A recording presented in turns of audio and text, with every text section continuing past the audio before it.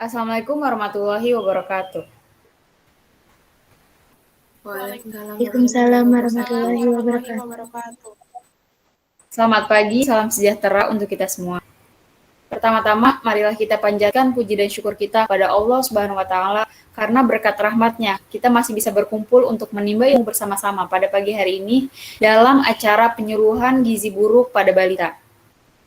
Pertama-tama yang terhormat kepada Ibu Resti Kurnia Triastanti SGZ MPH selaku pengampu pada blok Community Exposure 2 dan teman-teman yang saya cintai, teman-teman kelompok 11. Sebelum memulai acara penyuluhan, perkenankan saya Taskia Aulia Putri selaku MC pada pagi hari ini untuk membacakan susunan acara. Acara yang pertama yaitu pembukaan, acara yang kedua pembacaan doa, acara yang ketiga pemaparan materi oleh anggota kelompok, acara yang keempat kesimpulan, dan acara yang terakhir penutup. Marilah kita buka acara pagi hari ini dengan membaca basmalah bersama-sama. Bismillahirrahmanirrahim. Selanjutnya, pembacaan doa yang akan dibacakan oleh Ananda Sita Rohaini kepada waktu dan tempat kami persilahkan. Assalamualaikum warahmatullahi wabarakatuh. Waalaikumsalam warahmatullahi wabarakatuh. A'udzu billahi minasyaitonir rajim. Bismillahirrahmanirrahim. Allahumma shalli ala sayyidina Muhammad wa ala ali sayyidina Muhammad. Salatan tunjina biha min jami' ahwali wal afat wa taqbilana biha min jami'il hajat wa tutahhiruna biha min jami' sayyi'at wa tarfa'una biha indaka darajat wa tuballighuna biha aqsabaya min jami'il khairati fil hayati wa badal amat. Innal ladzi yubayyinaka innama yubayyinu wa yadullahi fawqa azim faman kasaba ila man kusa nafsi wa naqa bima atallahi fasaitu ajran adima. Rabbana ftah bainana wa baina qaumina bihaqqi wa anta khairul fatihin. Rabbana anzilna munzalan mubaraka wa anta khairul munzilin. Rabbana atina fid dunya hasanah wa fil akhirati hasanah wa qina adzabannar. Walhamdulillahi rabbil alamin. Wassalamualaikum warahmatullahi wabarakatuh. Baik, terima kasih kepada Ananda Sita Rohaini. Selanjutnya, pretest kami akan memberikan soal singkat terkait gizi buruk untuk mengetahui pemahaman kalian tentang gizi buruk. Untuk soalnya sudah ada di kolom chat, silakan dikerjakan 5 soal tersebut dalam waktu 5 menit.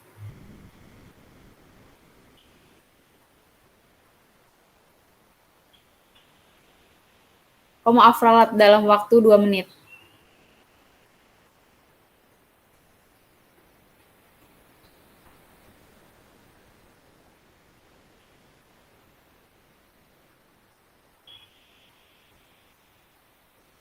Baik, langsung saja ke acara inti, yaitu pemaparan materi terkait gizi buruk oleh anggota kelompok 11. Yang pertama, pemaparan materi yang akan disampaikan oleh Sita Rohaini terkait pengertian gizi buruk. Baik, saya akan menyampaikan materi penyuluhan tentang deteksi dini gizi buruk pada balita. Definisi gizi buruk atau malnutrisi adalah suatu kondisi seseorang yang dinyatakan mengalami kekurangan zat gizi atau di mana kondisi serius yang terjadi ketika asupan makanan seseorang tidak sesuai dengan jumlah nutrisi yang dibutuhkan, atau nutrisi didapatkan bisa terlalu sedikit atau terlalu banyak. Dengan ungkapan lain, status gizinya berada di bawah rata-rata. Zat gizi yang dimaksud bisa berupa protein, karbohidrat, dan lemak. Kejadian gizi buruk apabila tidak diatasi akan menyebabkan dampak yang buruk bagi anak. Status gizi yang didasarkan pada indeks berat badan menurut umur atau berat badan per umur kurang dari min 3 SD yang merupakan padanan istilah severely underweight. Terima kasih. Baik, kepada Terima kasih kepada Siti Rohaini yang telah memaparkan pemaparan materinya. Selanjutnya, pemaparan materi terkait faktor penyebab gizi buruk yang akan disampaikan oleh saya sendiri. Langsung saja, faktor penyebab gizi buruk itu secara garis besar dibagi menjadi dua. Ada penyebab langsung dan penyebab tidak langsung. Penyebab langsung itu disebabkan oleh kurangnya jumlah dan kualitas makanan yang dikonsumsi, serta anak tersebut menderita infeksi. Untuk kurangnya jumlah makanan dan kualitas yang dikonsumsi, itu tuh makanan yang dikonsumsi itu harus seimbang, dalam artian harus beragam, harus sesuai kebutuhan, harus bersih dan aman, sehingga tidak akan, jika itu ditangani dengan baik, tidak akan berakibat langsung terhadap perkembangan balita. Untuk yang penyebab tidak langsung, itu ada ketersediaan pangan rumah tangga, kemiskinan, pola asuh yang kurang memadai, dan pendidikan yang rendah. Untuk kemiskinan itu sering dijadikan sebagai akar dari kekurangan gizi ini. Gizi buruk itu erat kaitannya, orang-orang sering mengaitkan dengan kemiskinan rumah tangga. Karena pemenuhan rumah tangga yang miskin itu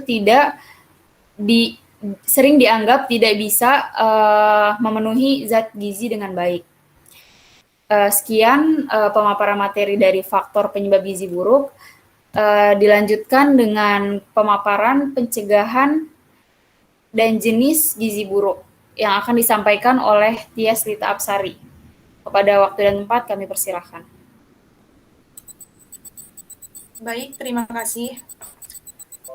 Jadi, gizi buruk itu terbagi menjadi 3 jenis, yaitu ada kwashiorkor, marasmus, dan marasmik kwashiorkor. Yang pertama itu ada kwashiorkor. Kwashiorkor adalah kondisi malnutrisi di mana seseorang mengalami kekurangan protein yang sangat ekstrim. Ciri-ciri dan tanda gejala seseorang mengalami kwashiorkor adalah edema atau penumpukan cairan yang umumnya terjadi pada seluruh bagian tubuh, namun terutama terjadi di punggung kaki. Yang kedua, wajah penderita mengalami sembab sehingga wajah menjadi moon face atau bengkak. Lalu pandangan penderita menjadi sayu, rambut tipis dan kemerahan seperti rambut jagung karena kekurangan protein. Lalu anak menjadi apatis dan rewel. Jadi anak enggan bermain teman seusianya dan lebih memilih untuk berdiam diri di rumah. Lalu terjadi pembesaran hati dan kelainan kulit. Jenis yang kedua itu ada marasmus. Marasmus adalah kondisi malnutrisi di mana balita atau seseorang mengalami kekurangan energi yang sangat ekstrim. Berkebalikan dengan kwashiorkor tadi, ciri marasmus adalah penderita mengalami badan yang sangat kurus, wajah seperti orang tua dan keriput, dan sering menangis atau cengeng. Jenis yang ketiga adalah marasmik kwashiorkor. Marasmik kwashiorkor itu gabungan dari kwashiorkor dan marasmus itu sendiri, di mana penderita mengalami kekurangan energi dan juga mengalami kekurangan protein. Itu yang sama. Ciri dari penderita marasmik kwashiorkor adalah penderita mengalami edema atau penumpukan cairan, namun tidak terlalu menonjol seperti yang dialami oleh penderita kwashiorkor. Itu tadi jenis dan dari gizi buruk. Terima kasih. Baik, terima kasih kepada Tias Lita Apsari. Selanjutnya pemaparan materi terkait pencegahan gizi buruk yang akan disampaikan oleh Mifti Chosa Putri. Untuk waktu dan tempat kami persilahkan. Baik, terima kasih. Jadi pencegahan terjadinya gizi buruk itu ada 3 faktor. Yang pertama yaitu dari gizi seimbang, yaitu konsumsi makanan yang dikonsumsi anak setiap harinya harus memenuhi jumlah dan komposisi zat gizi yang dibutuhkan tubuh, meliputi memenuhi syarat makan beragam, bergizi, dan berimbang. Selanjutnya, penimbangan berat badan secara rutin. Penimbangan berat bulanan balita pada dasarnya adalah upaya pemantauan pertumbuhan dan perkembangan balita. Selanjutnya ada pola asuh orang tua. Pola asuh yang baik dari ibu akan memberikan kontribusi yang besar pada pertumbuhan dan perkembangan balita, sehingga akan menurunkan angka kejadian gangguan gizi.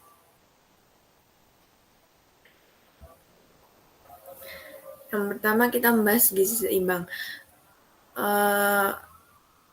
Gizi seimbang itu semuanya harus terpenuhi, antara lain karbohidrat, contohnya ada nasi, kentang, mie, kemudian protein, itu ada protein hewani, contohnya ikan, ayam, protein nabati ada tahu, tempe, kemudian lemak bisa didapat dari minyak nabati atau alpukat, kemudian ada vitamin dan mineral dapat diperoleh dari buah-buahan. Kebutuhan gizi tercukupi akan dimanfaatkan secara efisien oleh tubuh untuk perkembangan otak, menopang pertumbuhan fisik, serta ketahanan tubuh untuk bekerja demi tercapainya kesehatan yang optimal. Selanjutnya, penimbangan berat badan balita. Jika balita tidak mengalami 3 kali kenaikan berat badan atau berat badan di bawah garis merah, balita tersebut mengalami gangguan pertumbuhan dan harus segera mendapatkan penanganan agar tidak terjadi gizi buruk. Selanjutnya akan dilanjutkan oleh Rita. Silakan Rita. Baik, yang ketiga ada pencegahan, yaitu dengan pola asuh orang tua. Pola asuh terdiri dari 2 kata, yaitu pola dan asuh. Pola berarti cara kerja, sedangkan asuh memiliki arti menjaga anak, atau merawat, mendidik, membimbing, membantu, melatih, dan sebagainya. Pola asuh sangat berpengaruh terhadap kepribadian dan perkembangan anak agar anak dapat berkembang secara optimal sesuai dengan tahap perkembangannya. Ibu harus memahami cara memberikan perawatan dan perlindungan terhadap anak agar menjadi nyaman, nafsu makannya meningkat, terhindar dari cedera dan penyakit yang akan menghambat pertumbuhannya. Apabila pengasuhan pada anak baik, maka status gizi anak juga akan baik, karena perkembangan pada anak merupakan ujung tombak yang menentukan sikap, nilai, dan perilaku di masa depan seorang anak. Terima kasih. Baik, terima kasih kepada Mifti dan Sita yang telah menyampaikan materinya.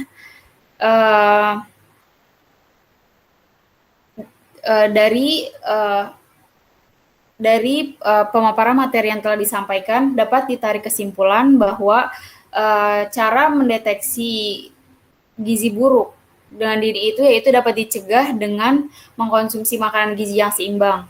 Dan gizi yang seimbang itu meliputi makanan yang beragam sesuai kebutuhan serta bersih dan aman.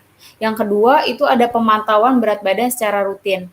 Bayi yang ditimbang, jika ditimbang 3 kali berturut-turut berat badannya tidak naik atau tetap sama, itu bisa jadi ada indikasi gizi buruk dan harus segera ditangani oleh pihak yang seharusnya.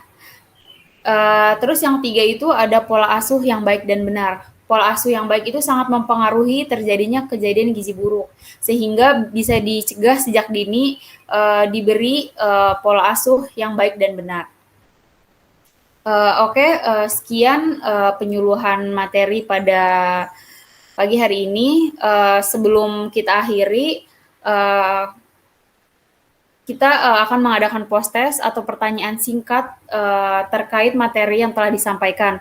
Untuk pertanyaannya ada di kolom chat.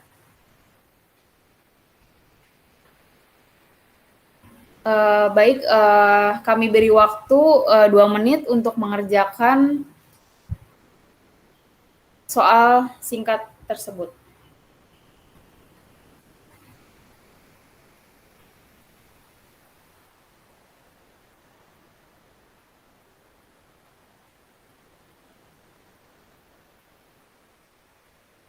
Baik, saya selaku rangkaian acara demi acara telah terlewati. Saya selaku MC yang bertugas mohon maaf jika ada salah-salah kata dan perbuatan karena kekurangan datangnya dari diri saya sendiri dan kelebihan hanya dari Allah semata. Saya selaku MC pamit undur diri. Wassalamualaikum warahmatullahi wabarakatuh. Waalaikumsalam warahmatullahi wabarakatuh.